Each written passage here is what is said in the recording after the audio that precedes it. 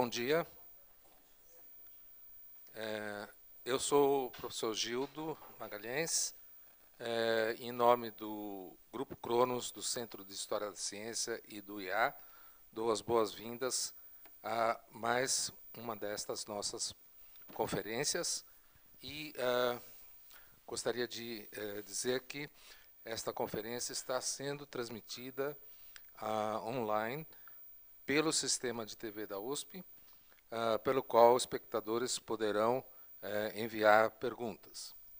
E hoje tenho o privilégio de estar aqui com a professora Maria Lince Brzezinski Prestes, que é especialista em História da Biologia. Ela é graduada em Ciências Biológicas na PUC do Paraná e, mesmo tendo a maternidade de 2 filhos, fez a sua especialização em História da Ciência e Epistemologia na Unicamp e fez o mestrado no PROCAN da USP, o doutorado na Faculdade de Educação da USP e com pós-doutorado no exterior, Canadá, França e Estados Unidos. Ela é professora associada do Instituto de Biologia da USP e também é uma das fundadoras e mantenedoras da Associação Brasileira de Filosofia e História da Biologia, que publica um periódico bastante conhecido dos especialistas em História da Biologia, chamado Filosofia e História da Biologia. Então, muito obrigado, professora. A palavra é sua. Eu que agradeço, professor Gildo Magalhães, o seu gentil convite para estar aqui. É sempre uma honra estar no Instituto de Estudos Avançados da USP.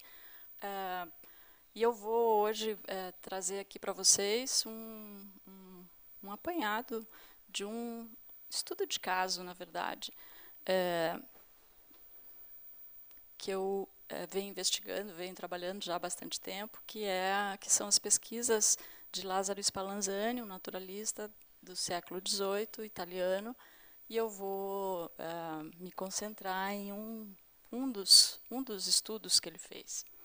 O italiano, né, Spallanzani, ele foi, tem que começar dizendo que ele foi, sim, um representante notável, conhecido, famoso na própria época em que viveu, do que a gente pode dizer um grande partido dentre os estudiosos dos seres vivos no século XVIII, os filósofos naturais.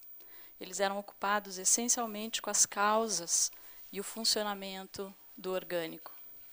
Um observador experimentador, como ele próprio se denominava, e assim como os seus pares, em contraste, ou para fazer um contraste com uma outra tradição também forte no século XVIII, que era a dos naturalistas nomencladores, como o próprio Spallanzani chamava, e ele personificava esse segundo partido na figura do naturalista sueco Linneu, caracterizando aí toda uma corrente de naturalistas interessados em inventariar, nomear, classificar plantas e animais.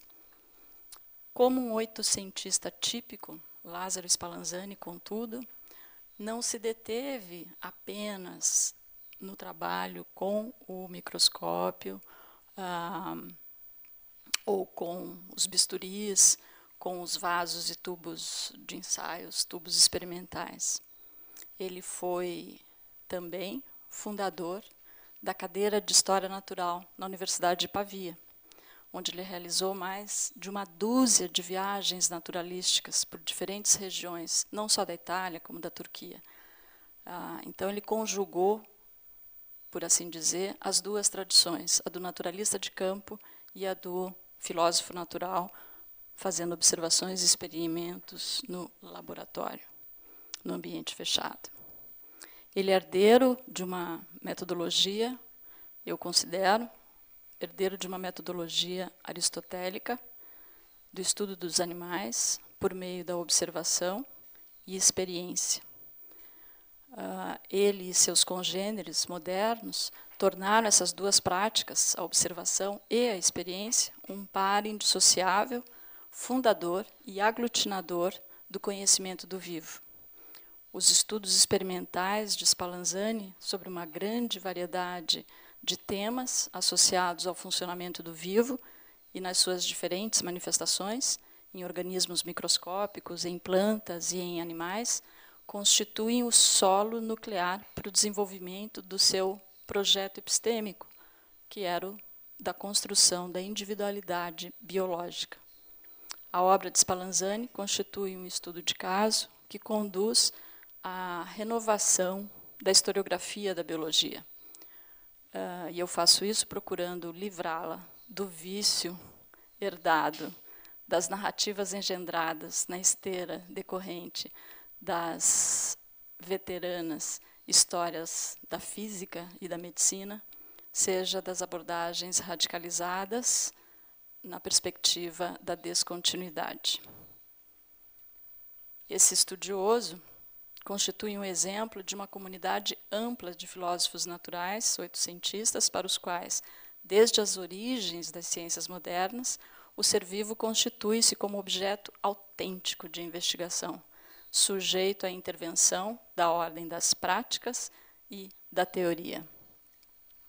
Nesta apresentação, eu vou abordar, em particular, o primeiro estudo a que se dedicou Spallanzani, iniciando uma linha que guiará escolhas futuras de suas investigações. Ele resolveu começar analisando uma controvérsia que era manifesta em obras publicadas da época,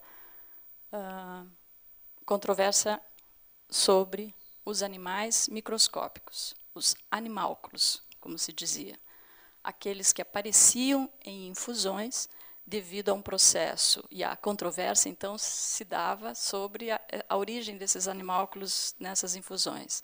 Eles surgiam devido a um processo reprodutivo, a partir de animálculos parentais, devido ao que era chamado, então, em trabalhos anteriores, inclusive, como sendo um processo unívoco, seres vivos engendrando outros seres vivos, ou, do outro lado, na outra posição, em relação à controvérsia, esses pequenos animais eram considerados como sendo formados a partir de um material de natureza diferente, ou, como se dizia, equívoco, sem vida, ou, como a gente diz, por geração espontânea.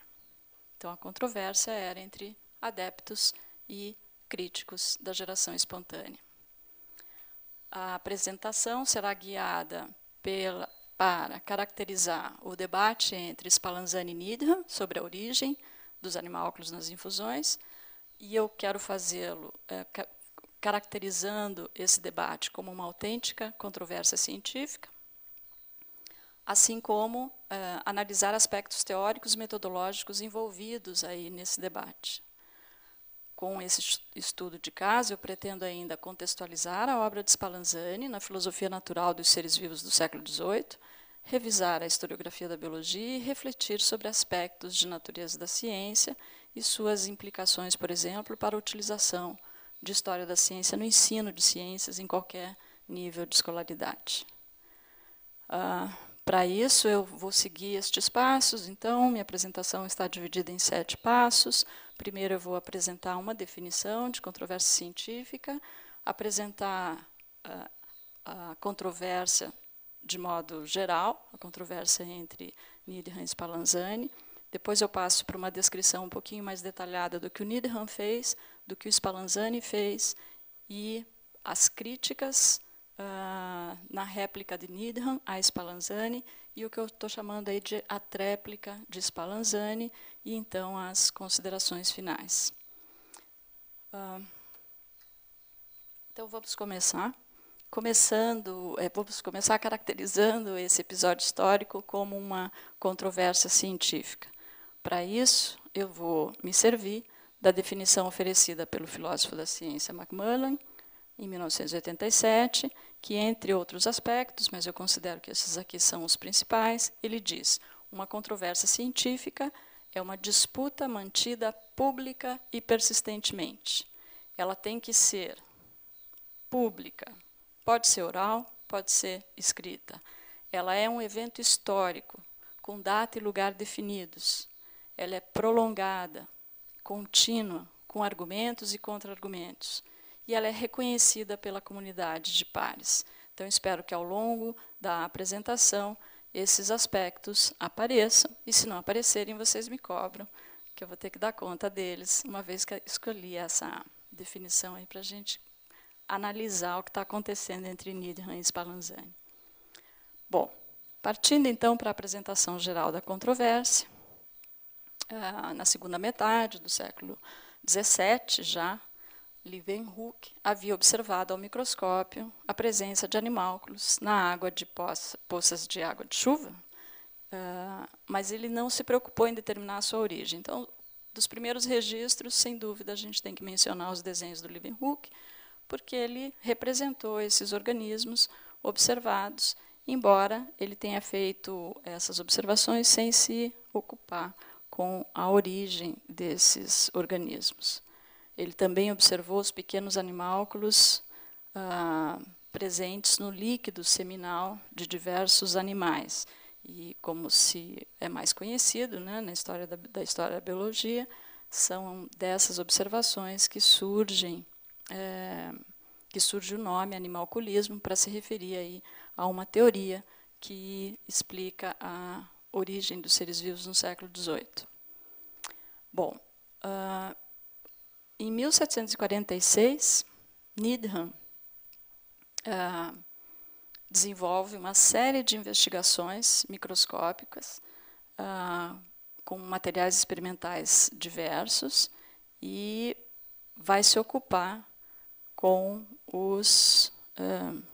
ele, sim, vai procurar explicar qual que é a origem desses animálculos. Ele, em 46, ele é inglês. Em 1746, ele está morando em Paris, onde ele conhece Buffon e Réaumur, que são dois grandes expoentes, são filósofos naturais bastante reconhecidos no ambiente acadêmico parisiense. O Buffon trabalhando no Jardim de Plantas, o do Rei, e o Réaumur ligado à Academia de Ciências de Paris.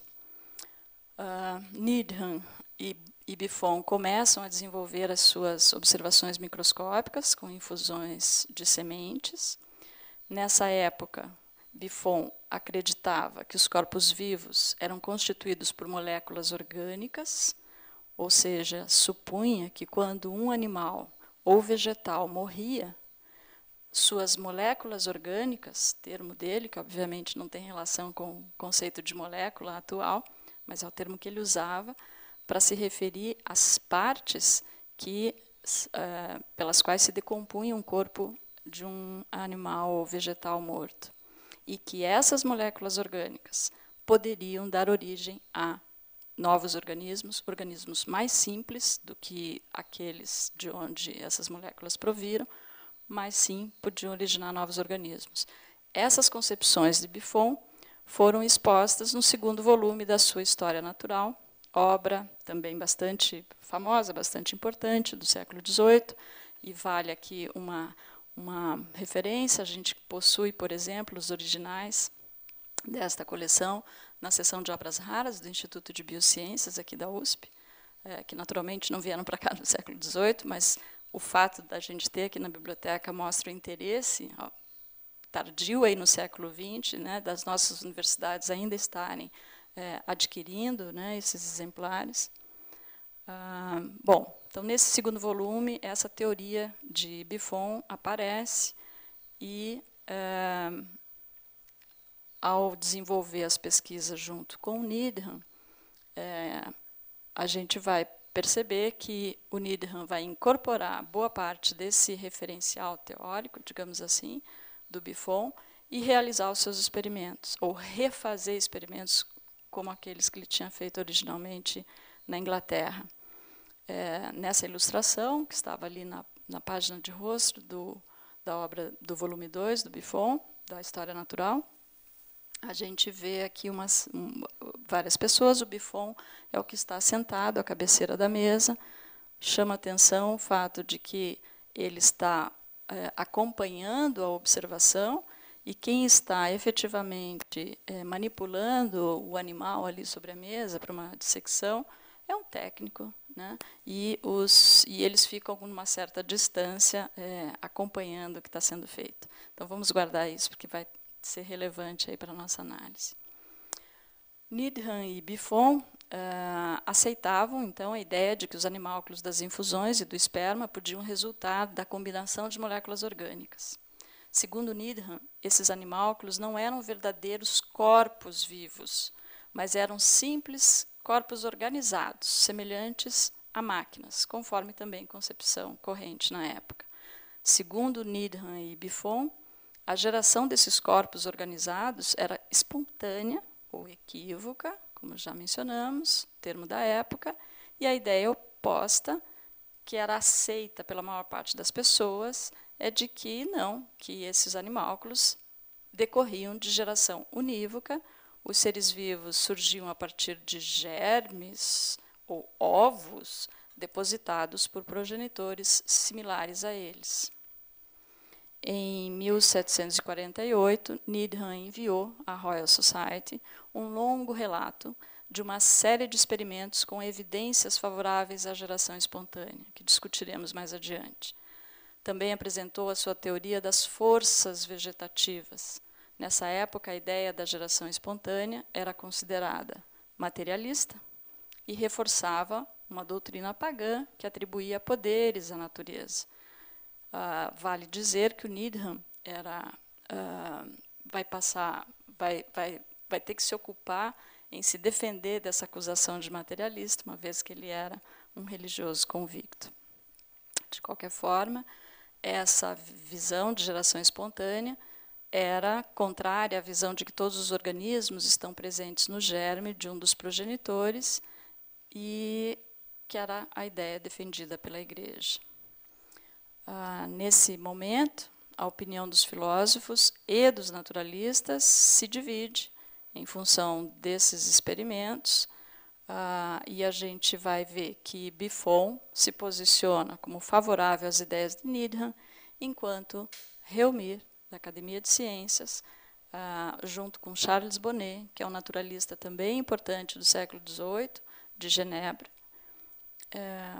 assumem uma posição contrária à geração espontânea e ficam do outro lado da controvérsia. Só para indicar que o tema ganha relevância na época, eu trago aqui um exemplo de um estudioso, que é um médico inglês, Edward Wright, que se preocupa em refazer esses experimentos de Needham. Ele repetiu esses experimentos usando infusão de insetos, usando água fervida, né? Ele fervia esse material, tampava com cortiça, como Needham havia tampado, guardava num pequeno tubo, que ele guardava no bolso, para manter a temperatura, e, abrindo um tempo depois, ele também encontrou vários animais microscópicos, e variando de tamanho conforme o tempo de abertura desses frascos. Ou seja, ele também encontrou os animálculos, tendo fervido, fechado, lacrado o recipiente, ou seja, reafirmou os resultados de Needham, mas ele próprio também não se preocupou em investigar a origem. Na verdade, ele estava fazendo isso, talvez mais interessado em estabelecer um campo de investigação que ele considerava importante para o estudo de qualidades céticas e anticéticas de substâncias vegetais e animais, sendo médico. Então, o assunto propriamente da origem fica ao largo, apesar de ele ter feito a repetição do experimento. Lázaro Spallanzani é, então, o segundo personagem aí dessa história que se interessa em retomar e replicar os experimentos de Needham. E ele, após quase 4 anos de investigação sistemática, bastante intensa, com centenas ou milhares de observações e experimentos, ele publica, em 1765, o seu primeiro livro de biologia, que é esse ensaio de observações microscópicas relativas ao sistema da geração dos senhores Needham e Buffon. Ou seja, o título da obra já mostra, ele está se dirigindo explícita e diretamente ao trabalho realizado pelos dois estudiosos em Paris. Depois que ele publica o Sádio, em 65, o Needham se defende das críticas colocadas por Spallanzani nesse livro. Então, ele apresenta sua réplica, né, em 1769, 4 anos depois, e ela é seguida por uma tréplica de Spallanzani, que ocorre no mesmo ano, de 69, quando ele está assumindo a cadeira de História Natural em Pavia. Então, na aula inaugural dessa universidade, ele já apresenta argumentos criticando a insistência do Needham na defesa da geração espontânea, e ele retoma também outros estudos, publicando, quase 7 anos depois, uma obra em que ele expande a sua crítica para outros grupos, para outros tipos de experimentos, diferentes daqueles da obra de 65. Ele queria... bom, então vamos conhecer melhor, né? Então, se esse é o resumo da história, vamos conhecer melhor, afinal de contas, o que é que o Needham fez, qual era a posição dele. Needham era crítico da teoria da preexistência dos germes, que ele não considerava mais do que um mero preconceito, que já possuía 2 séculos. Ele argumentava, Needham, que Deus deve ter estabelecido forças na natureza que conduzem à geração equívoca, à geração espontânea.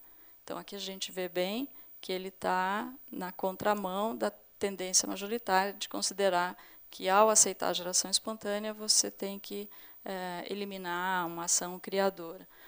Needham repete a presença, a existência da criação em vários momentos da sua obra, apesar de ser criticado pelos pares, né, como sendo materialista.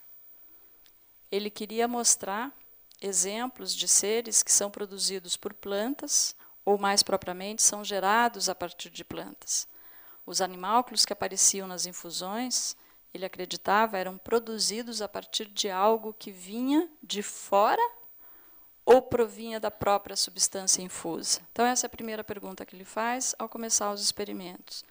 Ele obtém os animálculos e quer saber de onde eles estão provindo.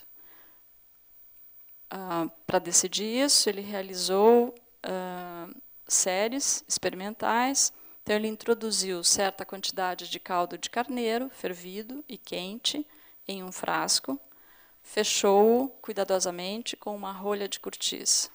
Conservou o frasco e seu conteúdo durante algum tempo, sobre brasa quente, expôs o frasco ao calor do sol durante alguns dias e, passado um período, ele abriu o frasco e observou ao microscópio que cada gota do caldo continha uma enorme quantidade de animais microscópicos que se moviam. O mesmo aconteceu em outras infusões que ele descreve de diferentes substâncias animais. Ele utilizou sangue, ele utilizou urina, e utilizou também vegetais para elaborar essas infusões. Ele considerava que ele tinha tomado todas as precauções necessárias. Os animálculos não podiam ter vindo de corpos móveis ou de ovos flutuantes no ar exterior, porque o frasco havia sido fechado. Ele também afirmava que os animálculos não podiam ter vindo junto com a matéria infusa, nem das paredes do recipiente, nem do ar do interior dos recipientes, porque tudo isso havia sido aquecido de maneira a destruir qualquer vestígio de vida. As suas conclusões são as de que os animálculos eram provenientes da própria matéria em infusão e que existia na matéria orgânica, portanto, uma força plástica ou vegetativa. Essas são, naturalmente, as inferências, né, elaboradas a partir daquela observação experimental. São as conclusões.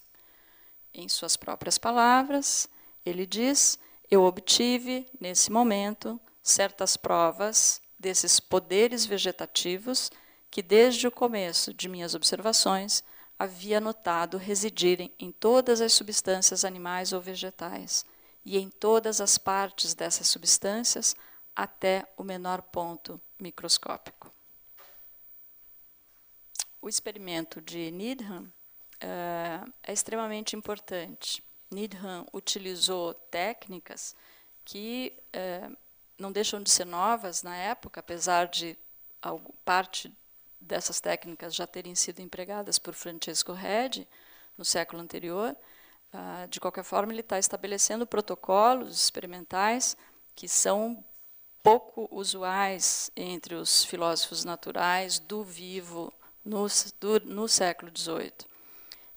Ele está usando líquidos expostos à ação de altas temperaturas, ele está examinando o conteúdo, né, desses frascos fechados hermeticamente depois de um período. Então, essa é uma técnica que é inovadora. Por isso, os experimentos dele têm que ser levados a sério, porque ele está trazendo inovação técnica, metodológica para o estudo. Eu falo isso, levados a sério, porque, em geral, quando se narra as descobertas do Needham, ou as conclusões do Needham nesses estudos, se faz com uma certa ironia de que ele foi ingênuo ou pouco cuidadoso, ao considerar que aqueles animálculos ali estavam sendo gerados espontaneamente. Bom,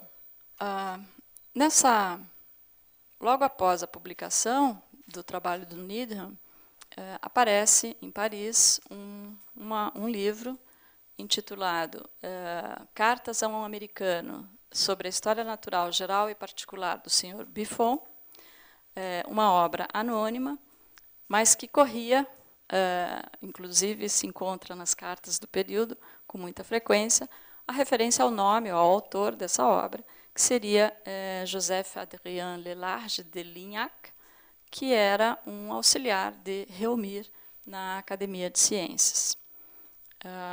Então, sabe-se, né, que a obra foi escrita sob a influência de Réaumur. E o que esta obra vai trazer de crítica a Needham? Uma das mais duras críticas é a de que o sistema das moléculas orgânicas é triste e grosseiro, segundo a antiga escola, sem base em observação e experiência.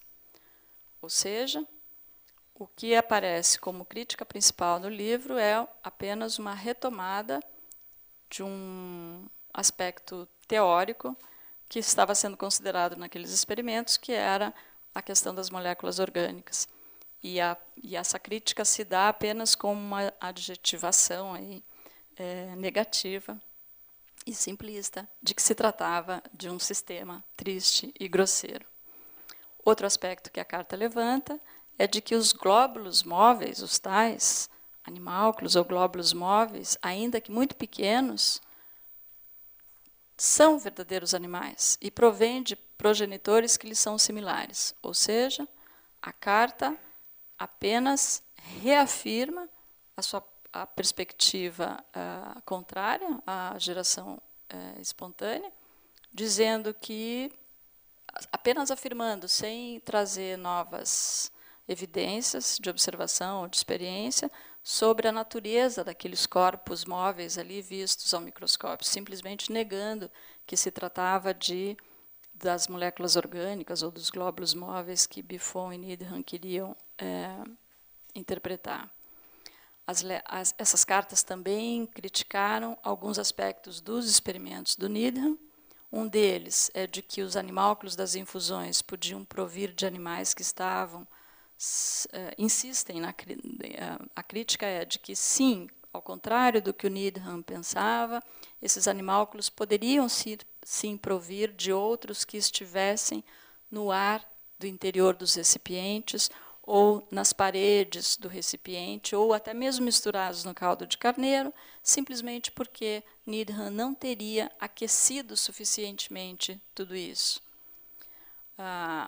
a crítica procede, assim como a posição de Needham e a crítica procedem porque, na época, não se conhecia o grau de calor que esses organismos ou ovos podiam suportar.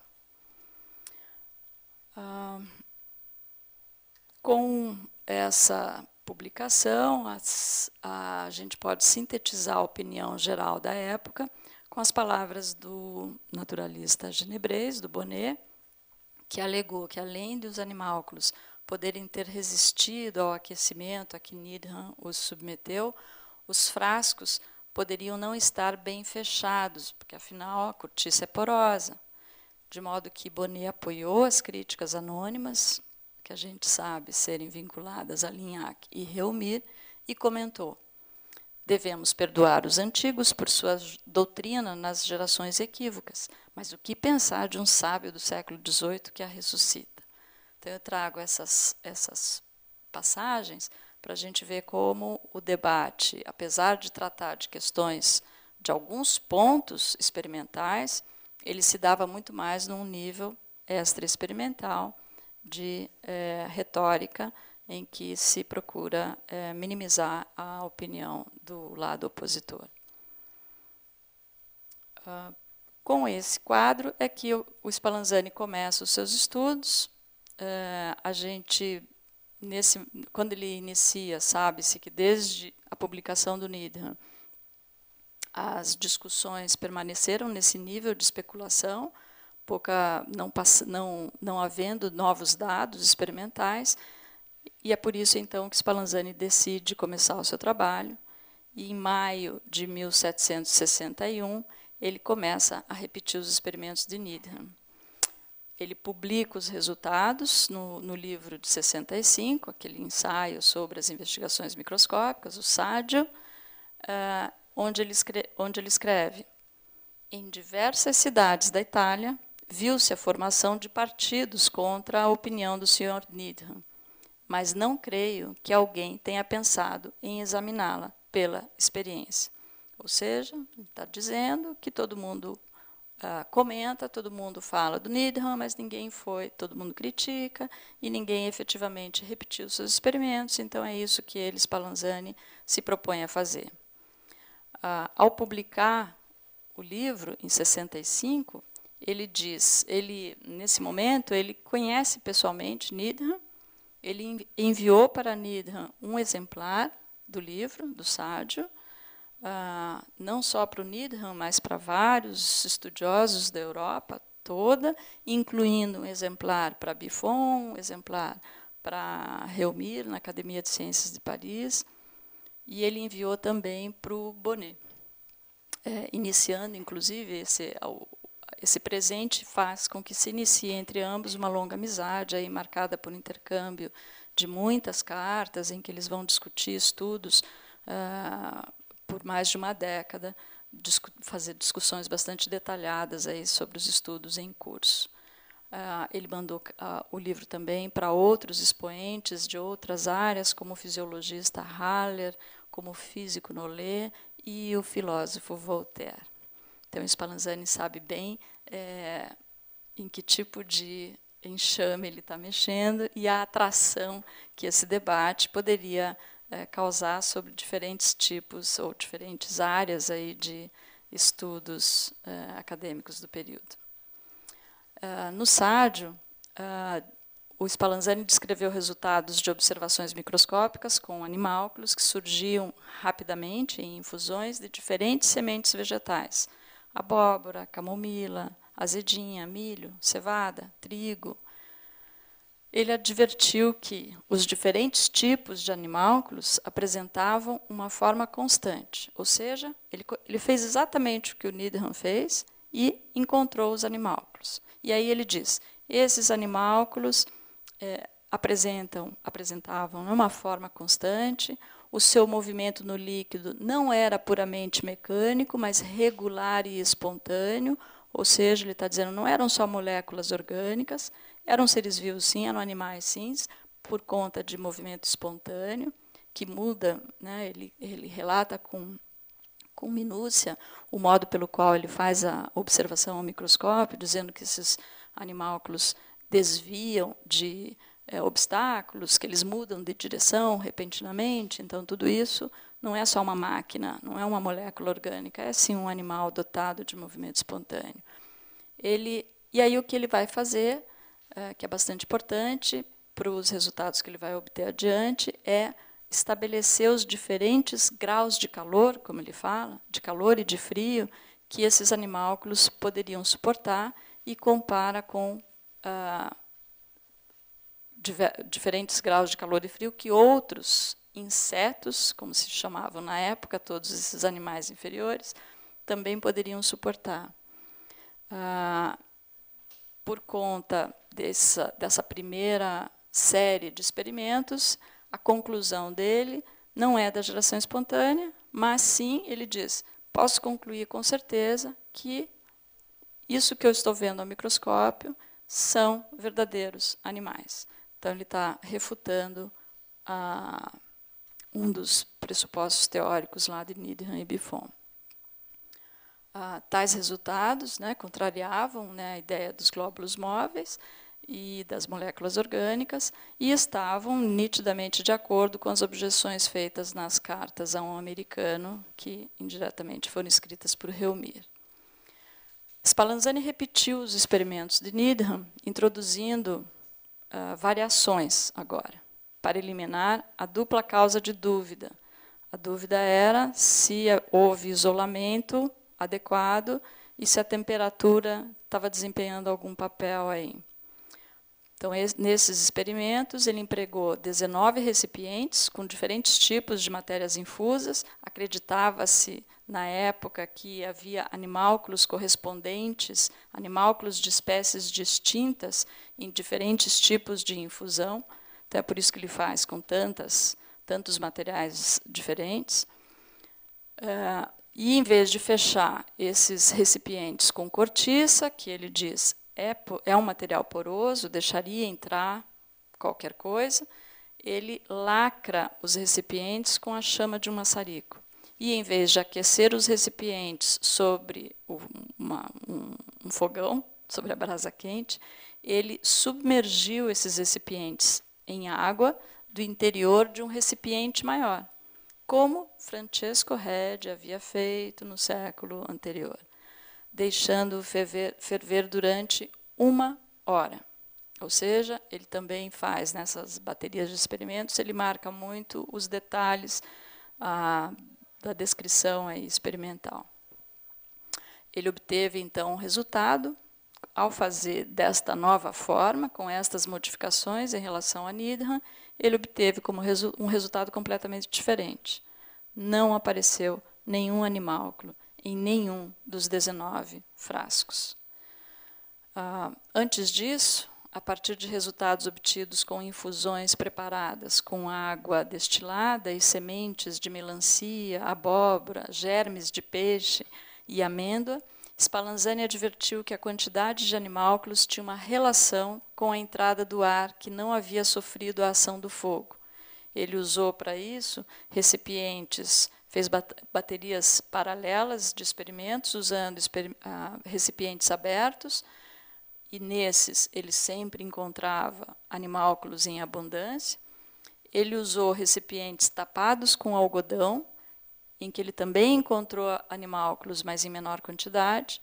Ele usou recipientes tapados com madeira, em que os animálculos encontrados eram bem raros, e comparava tudo isso com este novo procedimento experimental de lacrar com o maçarico, e nesses é que ele não encontrou nenhum tipo de organismo.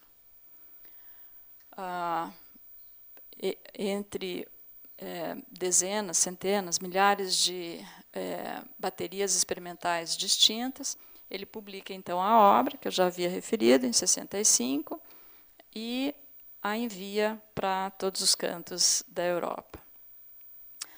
Então, essa é a história do livro publicado. É esse relato, nessa sequência. Primeiro ele faz experimentos iguais aos do Needham, encontra o mesmo resultado, depois ele muda os experimentos, introduzindo aquelas variações de procedimento, e mostra que tomando os devidos cuidados com temperatura e isolamento, não nasce nada, então ele considera que a geração espontânea não tem nenhuma procedência experimental. Isso está no livro, é isso que a gente lê no SAD. Contudo, hoje, né, historiador da ciência, e os cientistas que somos hoje sabemos, né, do cuidado que temos que ter, quando elaboramos os nossos registros no século XVIII, Spallanzani também mantém registros de seus experimentos.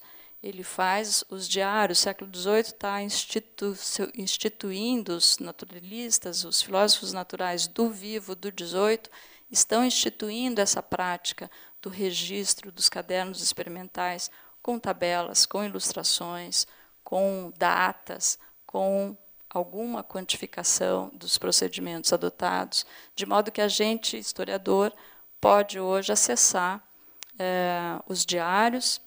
Além dos diários, inclusive publicados, né, tenho aí a capa de um diário de experiência e observação do Spallanzani, que já se encontra publicado, não é só mais manuscrito. A gente dispõe também das cartas trocadas entre ele e outros naturalistas do período, e a gente pode comparar isso com o Sade. E, ao fazer esta comparação, a gente percebe que a história é um pouco diferente. O caminho real da sua investigação é diferente daquele relatado no Sade. O que não é tão espantoso, porque, afinal, quando você publica o livro, você faz uma síntese para o leitor. A questão que pega aqui é o que a gente vai encontrar no diário, é que, quando ele começa repetindo os experimentos do Needham, ele dá indícios de estar convencido de que vai encontrar os mesmos resultados e, possivelmente, convencido de que Needham estava certo.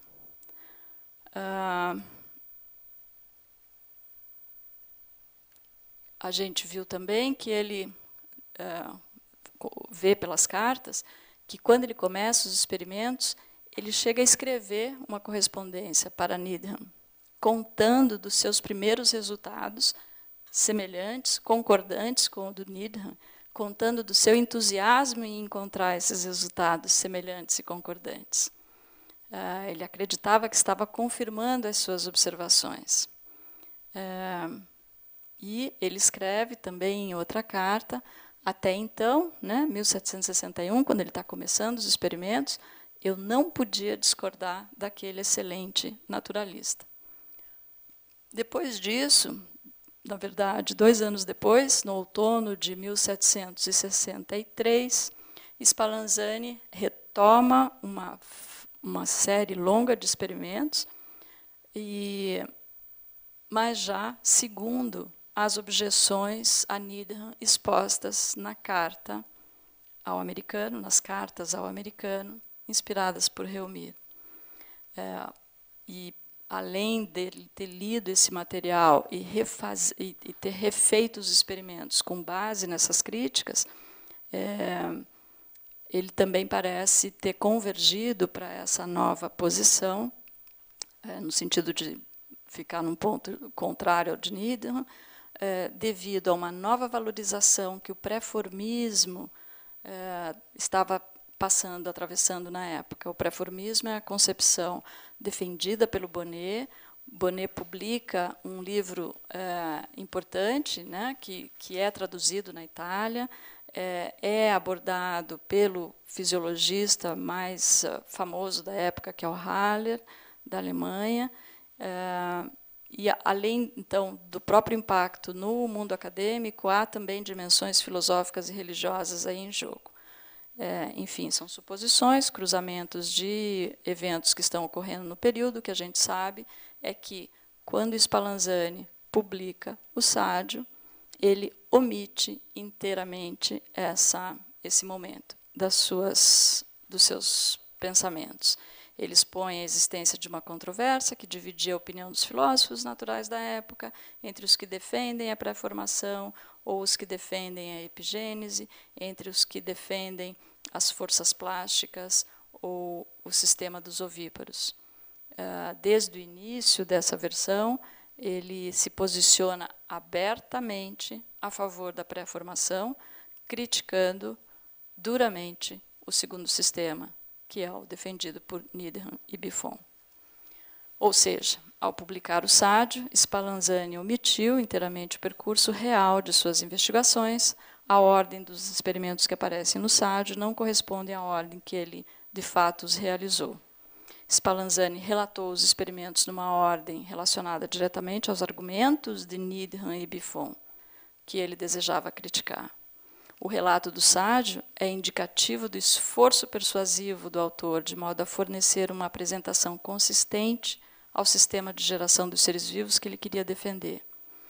Nesse momento é que vem, então, a réplica de Needham, e curioso é notarmos onde ela aparece. Needham, quando tinha recebido a carta de Spallanzani, que tinha refeito os experimentos e estava contente em confirmá-los, Needham se empenha, desde então, a produzir a tradução da obra do Spallanzani para o francês, quando ela aparecesse.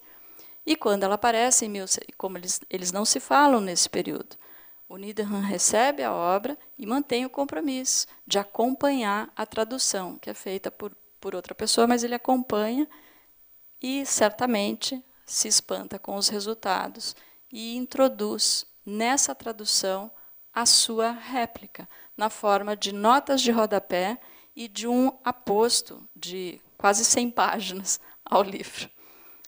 Então, é por essas notas. Então, o curioso é que a crítica do Needham ao Buffon aparece como nota de rodapé a tradução da própria obra. A crítica do Needham ao Spallanzani, aparece na tradução da própria obra do Spallanzani para o francês. Ele diz... bom, aqui é só a página mostrando que ele está traduzindo, então é esse o texto em que ele vai colocar, acrescentar as notas das pesquisas físicas e metafísicas sobre a natureza e a religião e as novas teorias da Terra, né, do Needham, ele que está apresentando esse material. Needham manteve a defesa da existência de nessas objeções, a gente vê que ele defende a defesa, ele mantém a defesa da força vegetativa, que podia produzir animálculos a partir de um vegetal morto, e apresentou duas objeções a Spallanzani. Ele diz, Spallanzani não aqueceu o suficiente, ele questiona Spallanzani pelo aquecimento excessivo da infusão, por conta disso ter causado uma destruição da força vegetativa das matérias infusas. E esse calor excessivo poderia também ter corrompido o próprio ar existente no interior do frasco. Essas são objeções, inclusive, mais conhecidas, estão presentes até nos livros didáticos. E ele termina dizendo, e eu vou trazer um trecho mais longo dele aqui para a gente ler, ele diz, aqui está a minha última proposta e o resultado de todo o meu trabalho em poucas palavras, que Spallanzani, renovando suas experiências, use substâncias suficientemente cozidas para destruir todos os supostos germes que ele acreditava estarem presos às próprias substâncias, ou aderidos nas paredes interiores, ou flutuando no ar do recipiente. Que ele lacre seus recipientes hermeticamente, deixando ali uma certa porção de ar sem agitá-lo. Que ele os faça submergir na água fervida durante alguns minutos, não uma hora. O tempo suficiente para endurecer um ovo de galinha, e para fazer perecerem os germes dos bichos da seda e outros insetos. Então, Needham está mostrando que está buscando dados com os quais estabelecer aí o limite da temperatura que deve ser alcançada. Em uma palavra, que o Spallanzani tome todas essas precauções e que ele deseje, mas que somente trate de destruir os supostos germes que vêm de fora. Eu repito que, se ele fizer isso, ele encontrará sempre esses seres vivos microscópicos, em quantidade suficiente para submeter à prova nossos princípios. Agora, se quando ele abrir seus recipientes, depois de tê-los deixado repousar o tempo suficiente, ele não encontrar nada de vital, nem nenhum sinal de vida nessas condições, eu abandono meu sistema e renuncio às minhas ideias. Essas são as últimas palavras de Needham sobre o episódio, mostrando que ele está propondo que o Spallanzani refaça os experimentos, mas segundo as suas próprias, os seus próprios limites aí de temperatura, principalmente, única condição pela qual ele poderia mudar de opinião. Então, é possível perceber que os resultados dos experimentos desenvolvidos por Needham e Spallanzani podiam levar a interpretações opostas e plausíveis. A tréplica de Spallanzani que se segue vai se basear, basicamente, como eu mencionei antes, vai ser feita num discurso de abertura do curso de História Natural em Pavia. Nesse discurso, ele reafirma ser possível compreender o resultado dos experimentos sem qualquer ajuda, ou sem o apelo de forças vegetativas, e ele retoma os experimentos e publica, alguns anos depois, uma nova obra, que são essas obras de física animal e vegetal, em que ele vai, são 5 livros diferentes nesta publicação, e um deles se refere exatamente aos animálculos das infusões. E ele retoma as 2 objeções do Needham. Ele diz, em relação à primeira objeção, de que o calor excessivo havia destruído a força elástica das matérias infusas, ele elabora uma série de novos experimentos, como que cedendo a essa crítica, ele diz, se Needham tivesse razão, o número de animálculos diminuiria conforme maior fosse o tempo de fervura da infusão. Por outro lado, se a infusão fervesse durante bastante tempo e ainda assim aparecessem animálculos, o argumento de Needham não seria procedente. Spallanzani utilizou infusões feitas com diferentes tipos de sementes de vegetais, feijão branco, aveia, trigo sarraceno, cevada, malva, pimenta e gema de ovo. Colocou as infusões em 32 recipientes, que foram tapados com rolhas de cortiça, e os ferveu em 4 diferentes intervalos de tempo, meia hora, 1 hora, 1h30, 2 horas, deixando-as esfriar ao ar livre. Posteriormente, observou várias gotas de cada uma das infusões, diluídas em água destilada ao microscópio. Em todos os recipientes, uma ebulição longa, como essas que ele fez, não evitou o aparecimento de animálculos. Os animálculos variaram em quantidade, qualidade e padrão de surgimento. Spallanzani relacionou o tempo de ebulição com a decomposição mais rápida e maior produção de alimento para os animálculos. Ele também submeteu à prova se o aumento da intensidade de calor sobre as sementes prejudicava o aparecimento dos animálculos. Ele tostou, moeu as sementes, produzindo um pó fino, depois carbonizou-o, constatou que as infusões preparadas com esses materiais nunca deixaram de produzir animálculos, ainda que expostas a qualquer grau de calor.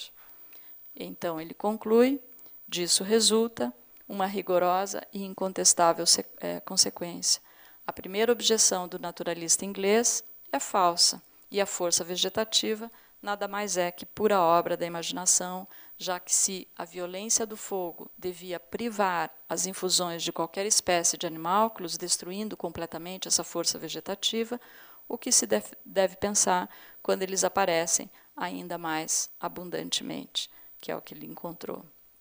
Sobre esses experimentos, Bonnet escreve em carta endereçada ao próprio Spallanzani: devido às suas belas experiências, hoje nós estamos seguros de que 2 horas de ebulição não impedem a geração de animálculos. Temos suporte para admitir que, geralmente, a população das infusões é proporcional à duração da ebulição, e quanto mais tempo dura, mais a população aumenta. Aqui está como reduzir a pó todos os sofismas de nosso obstinado epigenista, naturalmente, Needham. Com relação à segunda objeção de Needham, Spallanzani também refaz experimentos, mudando alguns dos seus procedimentos. A segunda objeção era em relação ao aquecimento excessivo, que esse aquecimento excessivo prejudicaria a elasticidade do ar. Para responder isso, ele submeteu um certo número de recipientes hermeticamente fechados a diferentes intensidades de calor, acreditando que isso produziria uma diminuição no número de animálculos, e se o aumento de calor produziria provas de diminuição de elasticidade do ar, ou seja, se o ar ficava mais rarefeito, que é como a gente pode entender essa exposição, né, que eles faziam sobre o ar. Com auxílio da chama de maçarico, ele estreitou o diâmetro dos pescoços dos recipientes até que se tornassem tubos quase capilares, fechando-os pelo calor nas suas extremidades mais finas. A ação do fogo, mesmo prolongada, não impediu o aparecimento de animálculos, embora menos numerosos. Naquela época, não era possível saber se a ebulição prolongada mudava o ar, porque se sabia muito pouco sobre a composição do ar. Spallanzani conclui dessa nova bateria de experimentos que a força vegetativa de Needham é quimérica e contraditória, outra vez apenas retórica. Os princípios dos animálculos são encontrados em germes particulares, pequenos ovos ou sementes ou corpúsculos pré-organizados, cuja resistência ao calor era variável. Bonnet havia sugerido que Spallanzani tomasse garrafas contendo infusões e cujo pescoço fosse afilado com o maçarico. O ar neles contido seria extraído por fervura, selando as garrafas e depois abrindo-as em altas montanhas, permitindo a entrada de ar. Elas seriam fechadas logo a seguir e posteriormente examinadas. Essa é uma sugestão que o Bonnet havia feito para ele. Se mostrassem animálculos nessas condições, isso confirmaria a geração espontânea. Caso contrário, seria uma evidência contra a geração espontânea. Então, estou fazendo aqui só uma menção, porque a gente conhece bem que é basicamente esse o experimento que o Pasteur vai refazer, quase que 70 anos depois, e a evidência de que ele está repetindo o experimento de Spallanzani a gente encontra no próprio Museu Pasteur, em Paris, onde na sala de jantar da casa, que é mantida lá como museu, ao lado, numa das paredes, há o retrato do Pasteur, na parede de frente da sala de jantar, o retrato de Spallanzani. Bom, voltando à nossa controvérsia, após o Spallanzani fazer essas réplicas, o Needham realmente não se pronuncia mais sobre o assunto. Então, passamos agora às considerações finais sobre esse episódio. A primeira coisa a mencionar é que qualquer concepção ingênua, empirista, de ciência, supõe que é possível chegar a decisões claras sobre os problemas científicos por observações e pela investigação experimental. Este episódio histórico mostra que é muito difícil chegar a tais conclusões claras, ainda que os investigadores se dediquem à observação e experimentação. A questão da gênese dos animálculos das infusões não foi totalmente esclarecida na época. Por quê? Faltou experimento?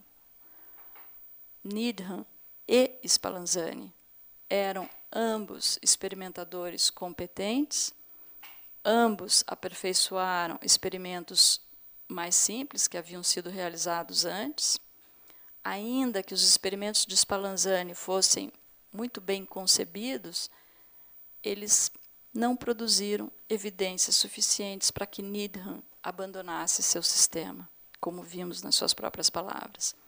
A objeção de Needham de que a permanência prolongada a uma temperatura de 100 graus Celsius poderia prejudicar a elasticidade do ar, destruindo as características que permitiam a existência da vida, não podia ser verificada na época, porque pouco se sabia sobre a composição do ar.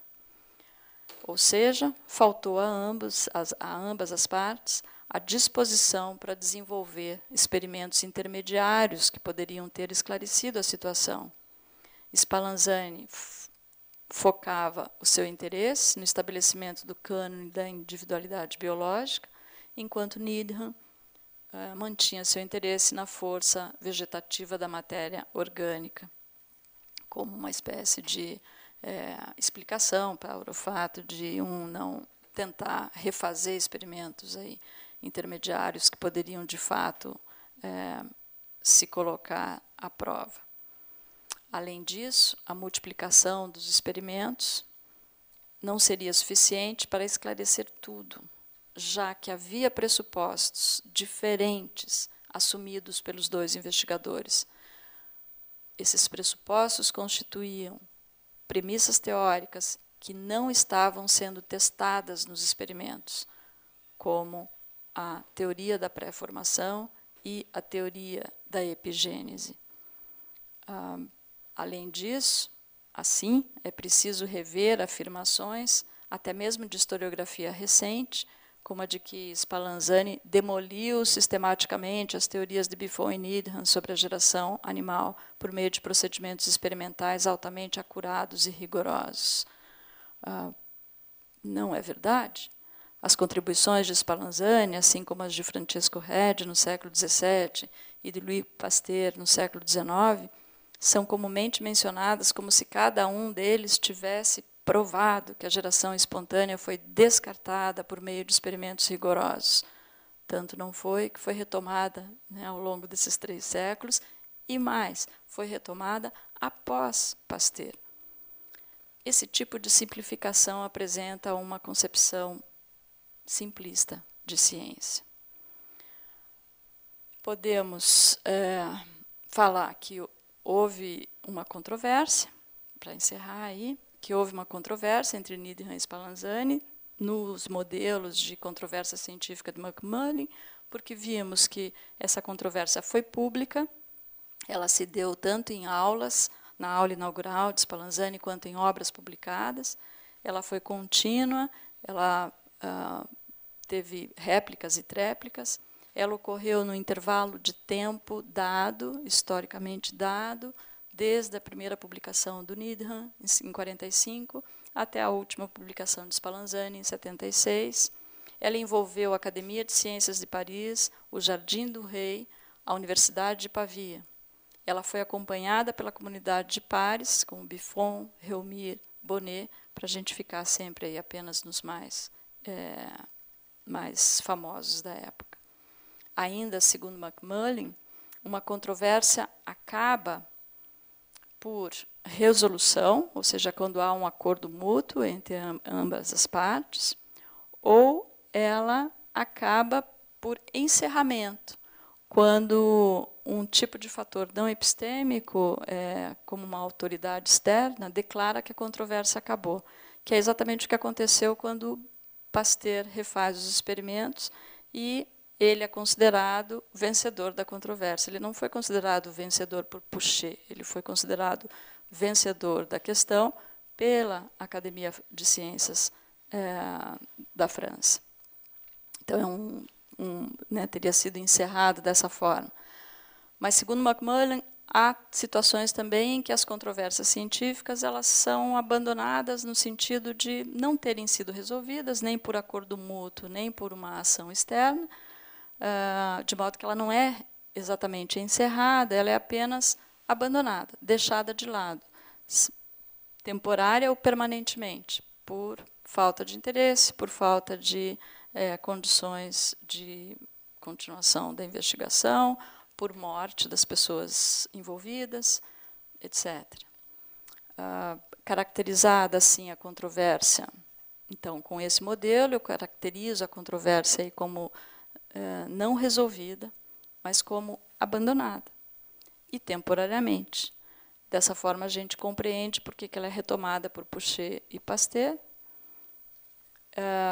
e a gente entende também porque, após Pasteur, nos anos 1860 a 1870, o tema volta como um debate muito importante, muito preponderante, entre evolucionistas que colocaram em lados opostos aí Bastian, né, Henry Charlton Bastian, um médico inglês, e Thomas Huxley. Ambos são evolucionistas, mas para Bastian, ele assume a teoria evolutiva, mas ele considera que a matéria viva surge constantemente, continua a surgir constantemente, e expressa, inclusive, uma ligação lógica necessária entre evolução e geração espontânea. Huxley, por sua vez, adota uma estratégia retórica de definir a posição de Bastian como não darwiniana e afirmar que uma origem naturalística da vida era compatível com as ideias de Darwin, mas apenas no passado distante da Terra. A análise da controvérsia entre Bastian e Huxley mostra que ela se deu menos sobre experimentos em debate e mais sobre a disputa mais sobre o que se chama a disputa pelo manto de Darwin. São darwinistas discutindo, né, ou disputando o seu vínculo com o mestre. De qualquer forma, se ao seguirem a rota do deslocamento da origem da vida ao passado, os experimentos de Oparin são apontados como a cessação da controvérsia da geração espontânea. Vale notar que o assunto continua aparecendo em periódicos científicos, até mesmo atuais, e, surpreendentemente, sem que se dê muita atenção, como observou recentemente o professor Maurício Ramos no Congresso de Filosofia da Biologia, em que ele apresenta aqui um trabalho publicado em 2017 sobre experimentos que teriam encontrado bactérias em intestino humano, para os quais se alega aí não terem origem em bactérias anteriores. Enfim, trago aqui como exemplo, não vou tomar partido, não sou pesquisador em biologia atual para discutir a pertinência desse estudo, trago apenas como mais um exemplo de que a controvérsia em si não se encontra inteiramente resolvida. Ela é parte, e esse episódio mostra que temas como esse implicam numa complexidade metodológica e epistemológica que localiza Spallanzani numa trama complexa aí de continuidade e rupturas com a qual se constrói o conhecimento biológico ao longo do tempo.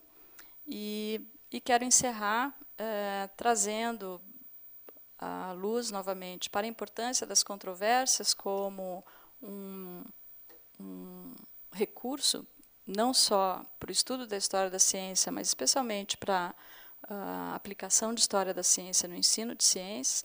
Vou trazer as palavras do professor Gildo Magalhães, também do ano passado, em que ele lembra que a história da ciência é uma história de controvérsias e que a ênfase nas controvérsias ressalta a importância epistemológica e histórica de que a ciência esteja sempre em crise, pois é assim que brotam novos resultados.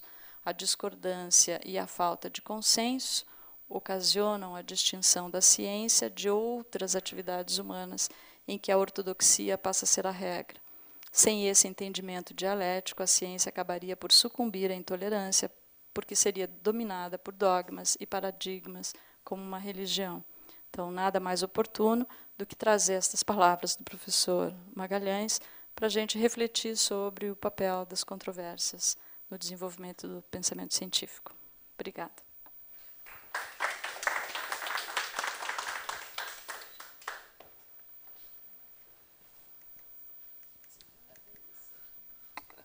Obrigado pela citação. Mas talvez para muitos brasileiros que não conhecem, em geral, história da ciência, o nome de Spallanzani começou a circular com o livro do Rubem Fonseca, Buffo e Spallanzani, que relata, assim, embora em termos ficcionais também, as experiências que ele fez de embriologia, né, com rãs e sapos. Mas, enfim, esse é um assunto bastante relevante e, como você falou, a controvérsia da geração espontânea não terminou. Então, gostaríamos de saber se alguém tem algum comentário, pergunta. O Francisco, depois a professora Lia. Francisco Queiroz, sou do Departamento de História. Professora Maria Alice, você falou e destacando retomadas recentes, quer dizer, nem Spallanzani, nem Pasteur, digamos, aboliram de vez o pressuposto de geração espontânea, né? E oportunamente citou o professor Gildo, que tem discutido bastante essa questão das chamadas controvérsias científicas. E é curioso porque eu acho que cientistas, intelectuais, sobretudo manuais de ciência, de todas as áreas da ciência, parecem abolir as controvérsias, né? E apresentam a ciência e o ensino de ciências como um campo dogmático, né? Dominado, então, por uma ortodoxia que é definida, né, no caso, né, da geração espontânea, Academia de Ciências, enfim. O Paul Langevin, numa conferência que ele dá no início, acho que em 1930, cientista francês, falando do papel da história das ciências no ensino de ciências, ele chama atenção para isso. Ele diz lá naquela época, no começo do século XX, que o ensino de ciências ele é dogmático. E parece que ele continua ainda hoje, quer dizer, os manuais apresentam a ciência como um processo dogmático, né? Uma ortodoxia, e os manuais, sobretudo, abolem as controvérsias. Isso não passa para o ensino. Claro que tem, a história da ciência tem envidado bastante esforços e os pesquisadores para mostrar que a ciência é uma atividade humana, como qualquer outra, ela é dinâmica e as controvérsias existem em todos os campos, né? Eu também aprendi assim, né? Quer dizer, uma teoria ela suplanta e abole a outra e essas coisas se excluem o tempo todo, né? Como é que isso é tratado, né? Imagino todo o esforço no caso do tema que você apresenta sobre Spallanzani, o ensino de ciências, biologia, biociências. Como é que essas controvérsias, né, que são importantes, elas são discutidas hoje em relação ao ensino de ciências, à produção de manuais e etc., né? Os manuais mudaram ou eles continuam apresentando, então, essa imagem de ciência como uma atividade humana bastante dogmática? Obrigada, Francisco, pela sua questão. Ela é o fulcro, né, das atividades de muitos historiadores da ciência ocupados hoje com a utilização da história e da filosofia da ciência no ensino, e justamente porque eu acho que, sim, os manuais continuam bastante dogmáticos. A visão de ciência que está lá é a da ciência acabada, é o resultado final. São poucas as iniciativas, são poucos os livros didáticos que procuram explorar alguns episódios históricos com um pouco mais de profundidade. E essa é uma atividade bem recente, a gente pode encontrar em publicações recentes, por exemplo, de livros de biologia para ensino médio, alguns desses episódios sendo mais tratados, em que se pretende mostrar esse processo, algumas vezes refletindo controvérsias bem marcadas aí do passado. A questão é que ainda é exceção.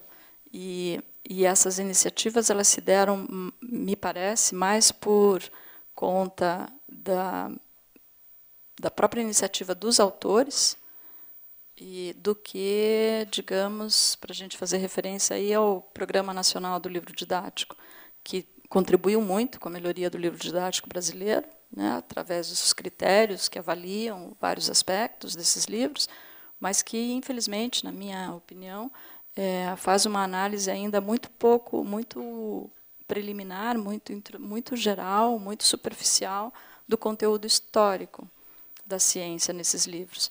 Então, parece suficiente mencionar alguns nomes, algumas datas, alguns fatos, quando a gente sabe que isso não tem relevância nenhuma para os estudantes, porque eles não sabem quem são esses pesquisadores, não sabem o que isso significa, sem que seja apresentado o contexto.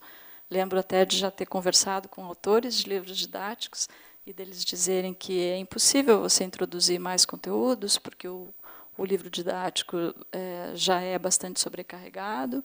A biologia é uma nova língua, né? Um novo idioma que o adolescente tem que aprender nos 3 anos do ensino médio, de tamanha quantidade de conceitos e o tamanho do léxico, né, empregado para se falar da vida hoje, que então seria impossível acrescentar qualquer coisa nova.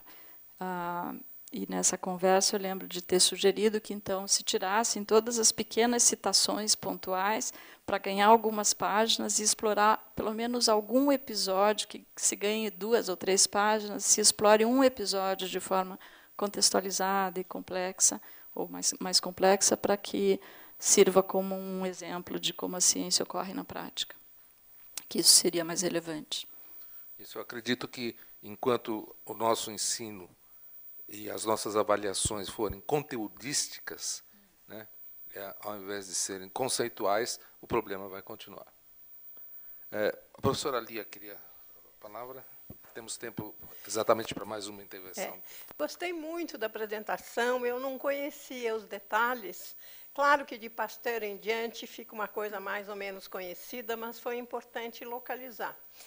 E eu gostaria de ressaltar a atualidade total dessa discussão hoje.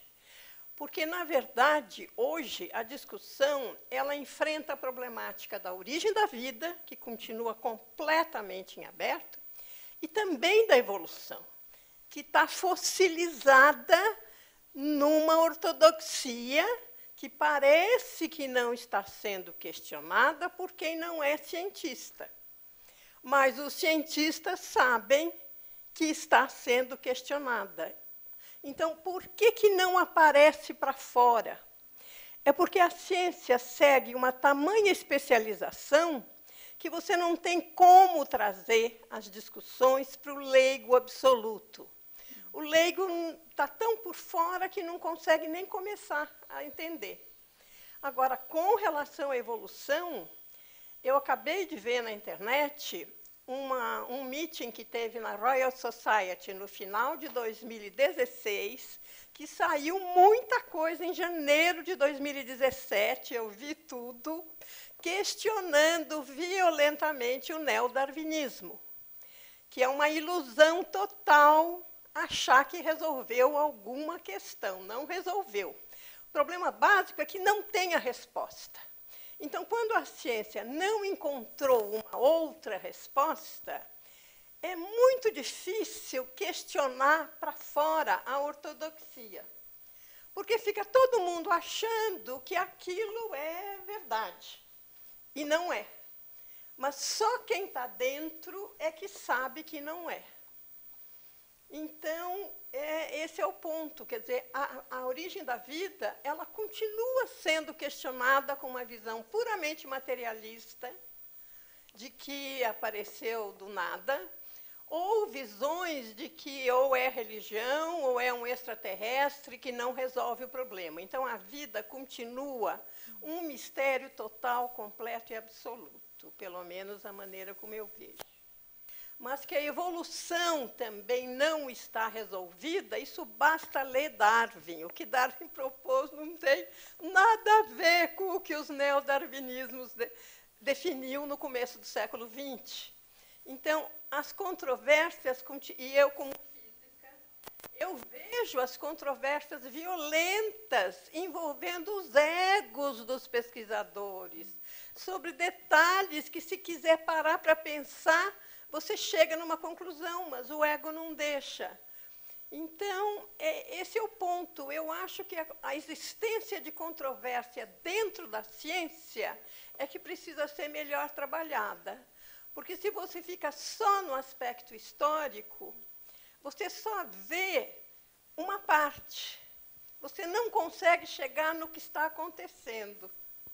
Né? Então, é formidável você poder enxergar do ponto de vista histórico. Mas, do ponto de vista histórico, você só consegue ver depois que quase acabou. Eu acho que tudo isso junto colabora para a gente construir uma concepção da ciência como ela de fato é, né? E eu acho bastante feliz a sua comparação com o que está acontecendo na teoria evolutiva, só que eu faço uma leitura um pouquinho, enfim, não sei em que medida você está considerando que está havendo uma nova ruptura aí com a teoria evolutiva. Eu gosto de pensar mais inspirada no título do livro do Kevin Laland, que é um dos propositores da síntese estendida, que ele chama o livro de Darwin, a obra de Darwin, uma sinfonia inacabada. E eu entendo desse título e da obra que ele publicou que ele que é um dos defensores, né, de chamar com um novo nome a teoria atual, que é essa síntese estendida, que incorpora epigenética, que incorpora conhecimentos importantes derivados dos estudos de construção de nicho ecológico, etc. Ele incorpora, sim, uma mudança tão importante que exija um nome novo para a teoria, mas, ao mesmo tempo, ele fala sinfonia inacabada de Darwin, ou seja, é uma mudança que mantém o núcleo duro da teoria de Darwin. Núcleo duro, entendido aí como seleção natural, seleção sexual. E pela epigenética e pelo nicho, rever o papel do meio ambiente na evolução, que aí é exatamente o que você disse, que a nova síntese lá dos anos 30 havia excluído completamente do que se convencionou conhecer como teoria evolutiva.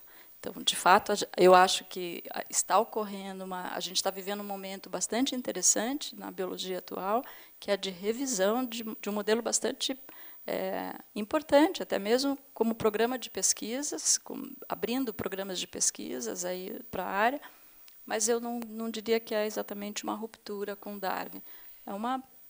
Enfim. Eu acho que a ruptura não chegou ainda, mas ela vai ter que existir. Porque eu vou citar especificamente, o que Darwin propôs para a humanidade não foi seleção natural. É isso que a gente tem que conscientizar. É só ler, o livro do Darwin é desse tamanho, eu li inteiro. O que ele propõe é que, para a humanidade, foi seleção sexual. E, para ele, são duas coisas diferentes. O que aconteceu com o neodarwinismo é que, da teoria de Darwin, eles usaram só uma coisa, que foi a competição entre os machos. Mas o que Darwin propôs sobre a escolha da fêmea foi sumariamente apagado, porque na década em que isso foi feito, década de 30, 40, falar em sexualidade feminina, nenhum daqueles homens poderia falar. Então, foi apagado. E eu li coisas muito interessantes sobre os proceedings dos congressos que definiram o neodarwinismo. E aí é impressionante como foi uma posição definida e deliberada. Vamos esquecer os problemas não resolvidos, vamos centrar em genética de populações, que é um caminho, e aí apagou todo o resto. Então, não voltou, porque eu vou ser franca, eu estou seguindo essa literatura há muito tempo. O que voltou foi a ideia de seleção sexual, mas num contexto muito superficial. Quer dizer, os psicólogos e uma série de pessoas voltou a uma ideia de seleção sexual, mas só no sentido de escolha superficial. Então, faz umas pesquisas, como é que os homens escolhem as mulheres e vice-versa, mas não vai no âmago da questão. Enfim, tem muito pano para manga ainda aí. Certamente. Bom, nós estamos agora no limite do nosso tempo, então eu queria agradecer a presença de todos aqui e, mais uma vez, agradecer à professora Marielice pela brilhante conferência. Eu que agradeço.